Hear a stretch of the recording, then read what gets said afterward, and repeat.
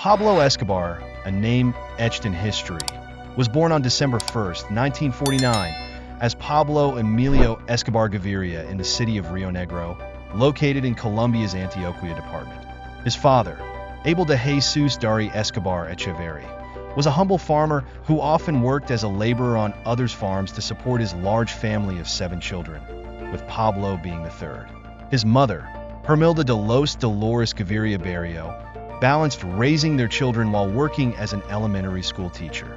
Though Pablo was born in Rionegro, his family relocated to Medellín when he was still young, a city that would later become synonymous with his name. Medellín's roots trace back to the early 1610s, when Spanish settlers established a mixed-race village in the region. Over the next 2 centuries, the city grew steadily, and by 1819, when the Republic of Gran Colombia, comprising modern-day Colombia, Venezuela, Ecuador, and Panama, declared independence from Spain, Medellín had already established itself as a regional capital nestled in a valley beside the Andes Mountains.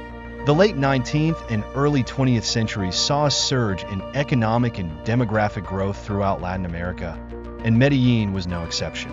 Its population skyrocketed from about 60,000 in 1905 to over 300,000 by the time of Pablo's birth, fueled by industrial development, a trend that continued unabated.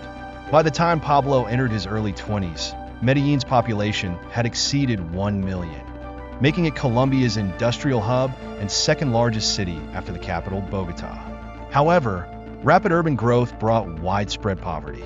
Like many Colombian families in the 1950s, Pablo's family moved to Medellín, driven by hopes for a better life. His mother, Hermilda, harbored high expectations for Pablo's academic success, but these hopes faded during his teenage years. Pablo became entangled in Medellín's burgeoning criminal underworld, which thrived amid the city's economic disparities. By the age of 14, he was involved with a local gang, eventually getting expelled from school and engaging in various altercations with rival gang members.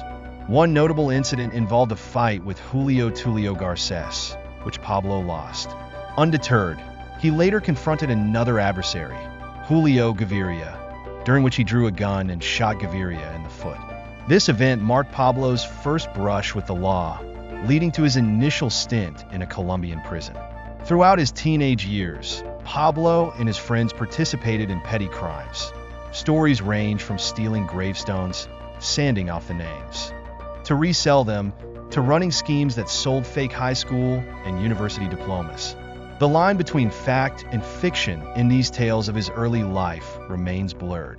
To understand Pablo Escobar's complex legacy, one must consider Colombia's turbulent history in the 20th century, particularly the rise of the drug trade. In modern Colombia, politics and narcotics are deeply intertwined. The nation's political landscape has long been dominated by liberal and conservative factions, with significant influence from the United States.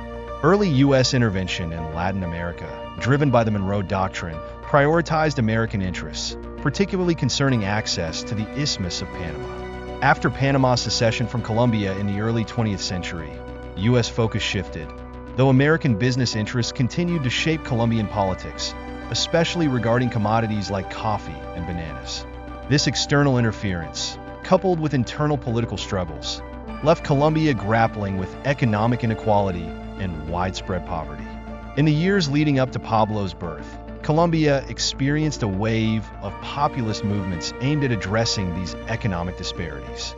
However, political instability escalated after the assassination of populist leader Jorge Eliezer Gaitan in 1948, a pivotal event that triggered a decade-long civil conflict known as La Violencia, resulting in over 200,000 deaths nationwide. Following this bloody period, Colombia's liberals and conservatives formed an uneasy coalition under the National Front Agreement, alternating power between the two parties. With covert support from the United States, the government began suppressing leftist groups, particularly Marxist-Leninist factions, to prevent the spread of communism in the region, similar to the situation in Cuba. This crackdown led to the emergence of guerrilla movements, most notably the Revolutionary Armed Forces of Colombia, FARC, sparking a conflict that has persisted in various forms to the present day. While numerous paramilitary organizations operated in rural Colombia during the so-called Colombian conflict, it was the Revolutionary Armed Forces of Colombia, FARC, and similar groups that soon established control over vast territories. This shift occurred alongside a global surge in demand for illegal narcotics, particularly in the United States and Europe, throughout the 1960s and 1970s. Initially, marijuana dominated the drug trade, but it was cocaine, derived from the processed leaves of the coca plant, that became the true gold mine. Colombia's climate and geography, ideal for coca cultivation, combined with the growing lawlessness of its rural regions, quickly positioned the country as the epicenter of global cocaine production. Although groups like the FARC were not directly involved in cocaine production or trafficking at first, they permitted such activities within the territories they controlled, imposing taxes on drug producers. This income proved crucial in funding their armed struggle against the Colombian government, allowing them to purchase weapons and supplies. Eventually, the FARC and other militant groups transitioned from merely taxing cocaine operations to actively participating in production and distribution. Thus, the rise of Colombia's cocaine industry during Pablo Escobar's ascent cannot be separated from the country's complex political landscape in the latter half of the 20th century. This was the volatile environment into which Escobar emerged in the late 1960s. By his late teens, Pablo Escobar, who would later famously claim to be nothing more than a decent man who exports flowers, was already entrenched in organized crime, albeit on a small scale. Working alongside Oscar Benalaguirre, he engaged in smuggling contraband cigarettes and orchestrating car theft operations. Their criminal activities escalated to high-profile kidnappings, where they demanded hefty ransoms. But Escobar's ambitions far exceeded petty crime. He was determined to amass wealth quickly, regardless of the risks. By the early 1970s, his ventures included marijuana smuggling, and it was only a matter of time before he shifted his focus to the more lucrative cocaine trade. This transition marked him as a man destined for infamy. During this period, Escobar met Maria Victoria Henao, a teenager whose mother reportedly warned her to stay away from him unless she was prepared to spend much of her life visiting him in prison. Undeterred, Maria married Pablo in 1976 when he was 26 and she was just 15. The couple went on to have 2 children, Juan and Manuela. Around the same time, Pablo became involved in the burgeoning cocaine trade through his association with notorious smuggler Griselda Blanco. While cocaine had been a niche drug in the U.S. during the 1960s, overshadowed by marijuana, LSD, and heroin, its popularity surged in the 1970s, particularly within the vibrant disco scenes of New York and Miami. This explosive demand created fertile ground for drug cartels, including the fledgling operations that Escobar was beginning to establish. Escobar's initial role involved transporting coca paste for established smugglers in Medellín, delivering it to processing labs where it was refined into powdered cocaine. However, he soon eliminated the middlemen, setting up his own distribution network to traffic large quantities of cocaine directly to the United States via various smuggling routes. Unbeknownst to many at the time, Escobar and his associates were laying the foundation for what would become the infamous Medellín Cartel. The cartel's future, however, was almost derailed before it began. In May 1976, Escobar and several associates were arrested near Medellín with 18 kilograms of coca paste. His first response was to bribe the arresting officers and, when that failed, to attempt to have them murdered to prevent their testimony in court. Ultimately, the threats and bribes worked. The case was dropped, and Escobar walked free. This incident set a precedent for how he would operate over the next 15 years, using a combination of corruption and violence to maintain his grip on power. Despite his self-portrayal as a humble businessman dealing in a product he believed would one day be legalized, Escobar was responsible for orchestrating thousands of deaths, both directly and indirectly. The Medellín Cartel's rapid expansion in the late 1970s was fueled not only by skyrocketing U.S. demand for cocaine, but also by the cartel's innovative smuggling techniques. 2 key figures in this phase were Carlos Leder, a German Colombian, and George Young, an American from Massachusetts. Both had served time in Danbury prison in Connecticut, Leder for smuggling marijuana and dealing in stolen cars, Jung for trafficking marijuana from Mexico to California and distributing it across the U.S. Northeast. While incarcerated, they devised a plan to pivot from marijuana to the more profitable cocaine trade. Upon their release, Leder and Jung began smuggling cocaine from Colombia through the Caribbean, focusing primarily on Florida, with Miami becoming a key entry point. Initially hired by Escobar to expand his trafficking operations, their partnership soon grew beyond simple logistics. In 1978, Leder purchased property on Norman's Cay in the Bahamas, transforming it into a strategic hub for cocaine shipments destined for the United States. Ruthless in consolidating control, Leder intimidated local residents, resorting to murder to secure dominance over the island. As his paranoia and volatility increased, Leder eventually pushed Jung out of the operation, solidifying his role as one of Escobar's most influential and dangerous allies. Within a few short months, Carlos Leder had transformed Norman's Cay, a small island in the Bahamas, into his personal fiefdom. Backed by millions of dollars from the Medellín Cartel, he constructed a private airstrip and expansive warehouses, turning the island into the cartel's Caribbean stronghold, strategically located just off the U.S. coast and in close proximity to the world's largest cocaine market. Large aircraft regularly delivered massive consignments of Pablo Escobar's cocaine to Norman's Cay, where the shipments were offloaded and reloaded onto smaller planes designed to evade U.S. radar. At the peak of its operations, over 300 kilograms of cocaine passed through the island daily, generating billions for Escobar, Leder, and their associates. Leder's fortune grew so vast that he audaciously offered to pay off Colombia's national debt twice, in exchange for immunity from prosecution. Another key figure in Escobar's operation was Barry Seal, a former airline pilot from Baton Rouge, Louisiana. Like George Jung, Seal initially trafficked marijuana from Mexico in the mid-1970s, but soon recognized the far greater profits in cocaine smuggling. By 1981, Seal had forged connections with Escobar and the Medellín Cartel, running a highly organized operation. Using a fleet of over a dozen small aircraft capable of flying under radar detection, Seal transported cocaine across the Gulf of Mexico into Louisiana. There, his ground teams collected the cargo, which was then routed to Florida and integrated into the cartel's vast East Coast distribution network. However, Seal's partnership with Escobar proved to be a double-edged sword. In 1983, he was indicted by the U.S. Drug Enforcement Administration, DEA, and by early 1984, facing significant legal pressure, he became a government informant. Seal provided invaluable intelligence on Escobar's operations, which eventually led to his downfall. When Escobar discovered Seal's betrayal, he ordered his assassination, an order executed in February 1986, marking one of the most high-profile cartel hits on American soil. While Norman's Cay served as Leder's domain and Seal's planes carried cocaine into the U.S., Escobar was simultaneously building his own empire in Colombia.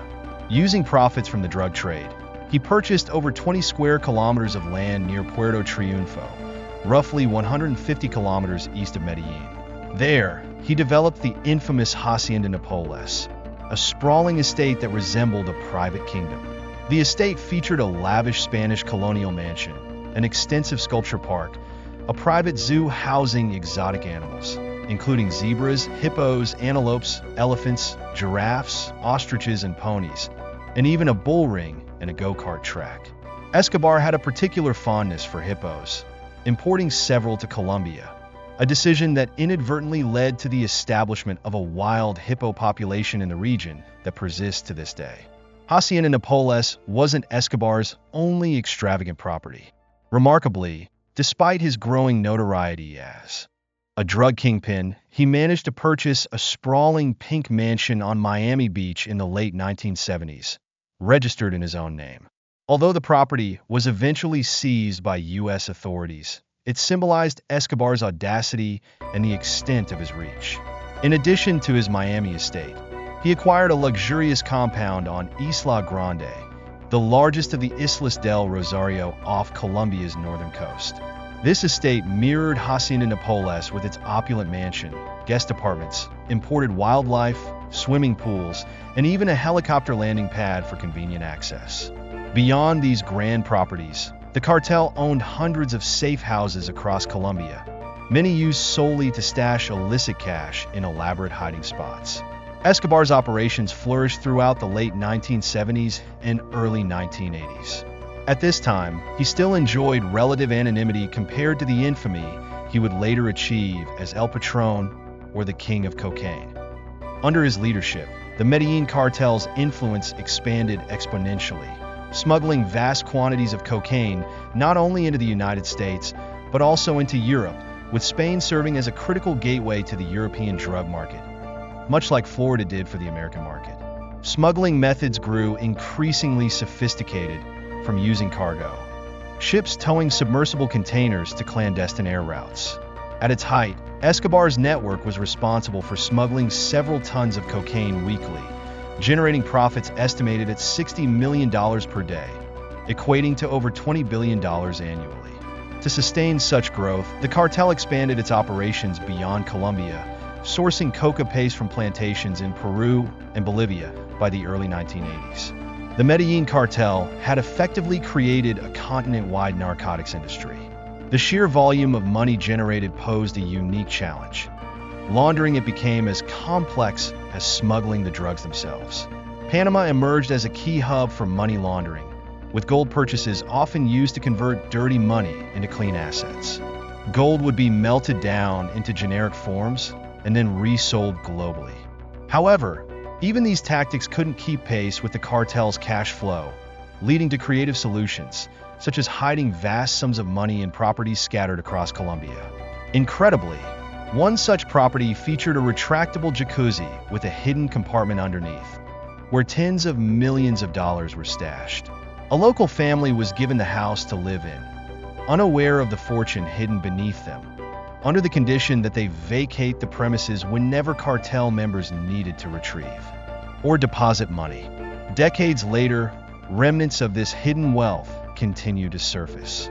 In 2020, Pablo's nephew discovered $18 million hidden inside the walls of one of Escobar's former residences, underscoring the cartel's sprawling financial footprint long after its collapse. Yet, with enormous profits came an equally significant threat: the risk of extradition. In September 1979, the Colombian government signed an extradition treaty with the United States under President Jimmy Carter's administration. This agreement allowed Colombian nationals involved in large-scale drug trafficking to be sent to the U.S. for prosecution. When the treaty took effect in March 1982, it posed a grave threat to Escobar. In Colombia, his vast network of corruption could secure lenient treatment or even outright impunity.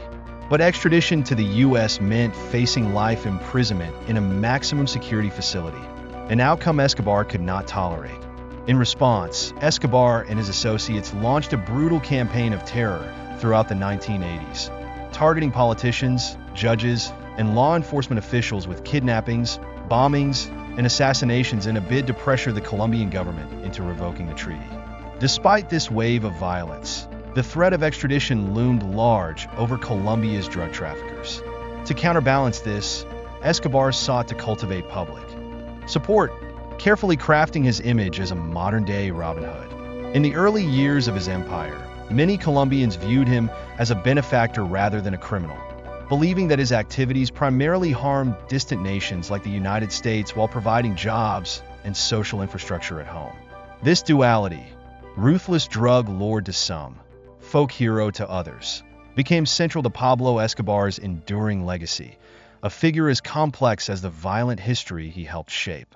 The assassination of Justice Minister Rodrigo Lara Bonilla in April 1984 marked a turning point in Colombia's war against Pablo Escobar and the Medellín Cartel. Viewed as an open declaration of war, the Colombian government responded with full force, moving to aggressively implement the extradition treaty with the United States. Facing mounting pressure, Escobar temporarily fled Colombia with his family, first settling in Panama and later spending a brief period in Nicaragua, a nation embroiled in civil war during the mid-1980s. When Escobar returned to Colombia later that year, he was more determined than ever to escalate his conflict with the government. Seeking new allies, he established covert ties with the 19th of April movement, M19, a left-wing guerrilla group that had emerged in the 1970s and grown into Colombia's second-largest paramilitary organization after the FARC.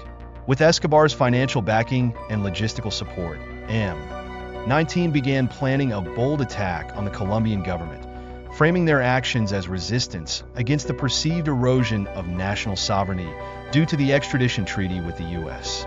On November 6, 1985, M19 launched one of the most audacious attacks in Colombian history. Around 36 heavily armed guerrilla fighters stormed the Palace of Justice in Bogotá, taking over 300 hostages, including nearly all the Supreme Court justices. Their demands were clear: the annulment of the extradition treaty and the resignation of President Belisario Betancourt. The Colombian military quickly surrounded the palace, preparing for a siege that would grip the nation. Initially, there seemed to be room for negotiation. On the morning of November 7th, M19 released a prominent hostage, State Councilor Reinaldo Arciniegas, suggesting a possible de-escalation. However, tensions soon flared, and at 2 p.m., General Jesus Armando Arias Cabrales ordered the military to storm the building. The assault was brutal. By the time the gunfire ceased, nearly 100 people were dead, including most of the M19 fighters and half of Colombia's Supreme Court justices. The tragedy devastated the nation. But for Escobar, it presented an unexpected advantage. Amid the chaos, critical legal documents and evidence related to Colombia's top drug traffickers were destroyed. While some claimed M19 intentionally burned the files to aid Escobar, it is now believed that much of the evidence was inadvertently destroyed by fires caused during the military assault. Regardless of intent, the destruction of these records significantly hampered efforts to prosecute Escobar and his associates. The Colombian government, reeling from public outrage over the botched rescue operation, faced intense criticism. President Betancourt's credibility was severely damaged, and in the 1986 elections, Virgilio Barco won decisively, ushering in a new administration with an even tougher stance against the cartels. Barco's government wasted no time. In January 1987, police intercepted a convoy of Escobar's vehicles traveling from Hacienda Napoles to a safe house in Medellín. Although Escobar was not present, his wife, Maria Victoria Henao, and their children, Juan and Manuela, were detained for several hours before his legal team secured their release. This incident signaled the government's growing determination to strike at Escobar from every angle. Yet, the Colombian government wasn't Escobar's only adversary. In the late 1970s, around the same time the Medellín Cartel was rising, the Cali Cartel emerged in southwestern Colombia, led by the Rodriguez Orihuela brothers, Gilberto and Miguel, alongside Jose Santa Cruz Londano and Helmer Pacho Herrera. Initially, the two cartels maintained a fragile alliance, cooperating to manage the cocaine trade and launder money internationally. They even divided territories within the U.S. to avoid conflicts. However, tensions escalated in the mid-1980s when Jose Gonzalo Rodriguez Gacha, a Medellín cartel lieutenant, attempted to encroach on New York City, a market traditionally controlled by Cali. By 1987, open warfare erupted between the cartels, marked by assassinations, bombings, and even an attack on Escobar's home with a car bomb in 1988. Despite the war with Cali and relentless government pressure, the Medellín Cartel reached its zenith in the mid to late 1980s, fueled by skyrocketing demand for cocaine in the United States. The cartel's daily revenue exceeded $70 million, around $25 billion annually, equivalent to over $70 billion today when adjusted for inflation. The cartel controlled roughly 80% of the global cocaine market, with operations so vast that they reportedly spent $1,000 a week on rubber bands just to bundle cash. The sheer volume of money was overwhelming. An estimated 10% of their profits were lost to spoilage, or theft before it could even be spent. Escobar used his wealth strategically, not only to maintain his empire, but also to bolster his public image. Recognizing the power of sports as propaganda, he heavily invested in Atlético Nacional, a Medellín-based football club. Under his patronage, the team transformed from mid-tier to champions, winning the Colombian League and the prestigious Copa Libertadores in 1989, the first Colombian club to do so. This success won Escobar widespread popularity, particularly in Medellín, while also serving as a convenient front to launder cartel money through sports betting and sponsorship deals. However, even football couldn't mask the bloodshed that engulfed Colombia. By the late 1980s, Medellín had become the most dangerous city in the world, with homicide rates soaring. In 1991 alone, there were 7,237 murders in Medellín, an average of 18 homicides per day.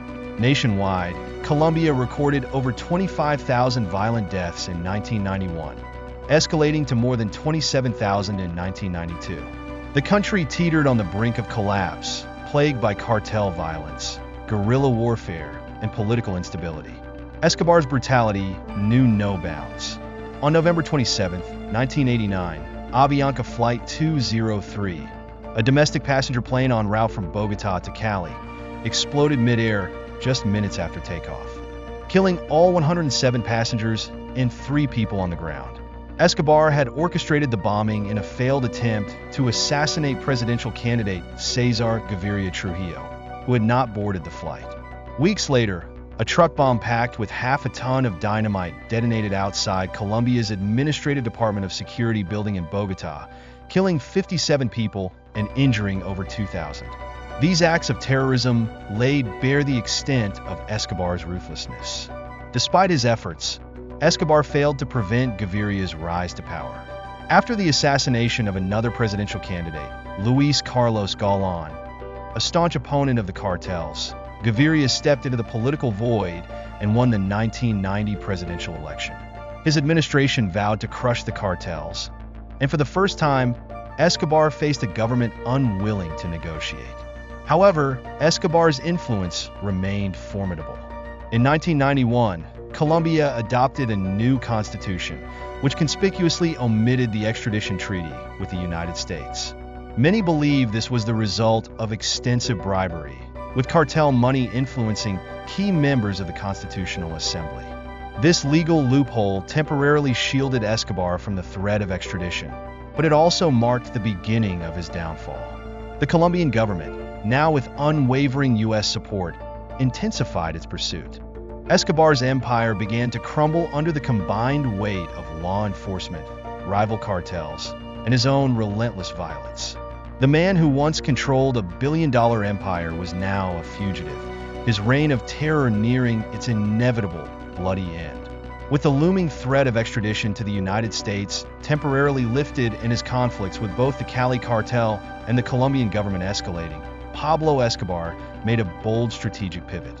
He entered negotiations with officials from President Cesar Gaviria Trujillo's administration, proposing a deal that would allow him to serve a limited prison sentence in exchange for an end to his violent campaign against the state.